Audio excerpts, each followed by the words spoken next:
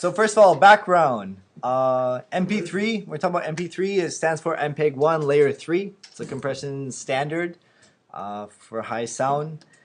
The advantages is small file sizes, mostly acceptable on all types of programs, and no system copyrights.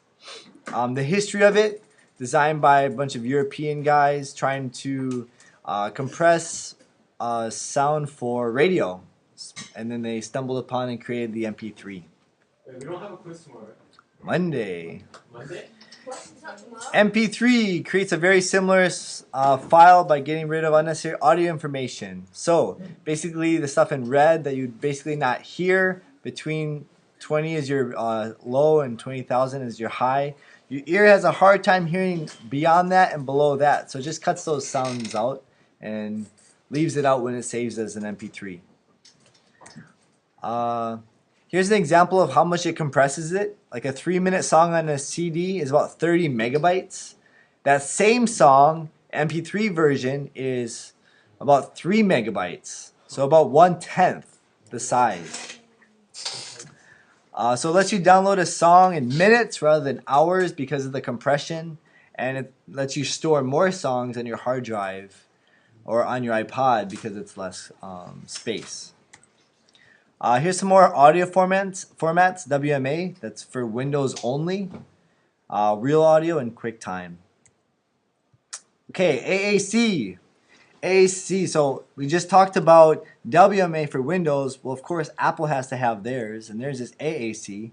It's a format used for Apple with iTunes. Now, what's the good thing about AAC format? Better quality sound. Yeah, better quality sound than an MP3. So it's better quality sound at the same formats. For example, an MP3 and AAC file, the AAC file will be a better quality at a lower rate. It's just better technology. But the disadvantage is what? You can only play it in iTunes. Or the Sony PlayStation 3, they also use AAC. And they just came out with the slim version and a price reduction. So who has a PlayStation 3 here? Isn't there like PSP? Not many. Really? Okay, audio CDs. Now, audio CDs do not use WAV format. They use Redbook format. Okay? But the one thing that they have in common is that with audio CDs, both encode in PCM. So what does PCM stand for? There it is. Pulse code modulation. So that's the format that it uses. Not the format, but the encoded for that format for high quality. Now, let's say you buy a CD, you rip it to your hard drive, which basically means you copy it to your hard drive as a MP3, but then you want to go back to a CD. And your boombox or whatever CD player only plays like music file, like CD kind of music, not MP3. So what you would have to do is convert the file to WAV format and put it on a CD. And then any like music player can read that. So WAV is very universal. And it's very, very, very high quality. Generally when you buy a CD, it has about 10 songs on it on the average. Now, when does it offer 2 CDs in one CD package? Artists go crazy. So generally when you have like 2 discs, right? And each disc has 10 songs or 12 songs each. So what's the size of a CD about? 700. Yeah, about 700 megabytes. So that gives you an idea, like maybe depending on the size of the songs and the time, maybe about 12, 15 songs can fit on one CD at this high quality before you need to go to 2 CDs. So that gives you an idea of the size. Okay, bitrate. We talked about bitrate in copying files. So bitrate is the average number of bits. 128 is usually the standard bit. So if you try to rip something in iTunes, usually 128 is the standard. 320 is the highest right now, or usually the highest, and it's near CD quality sound.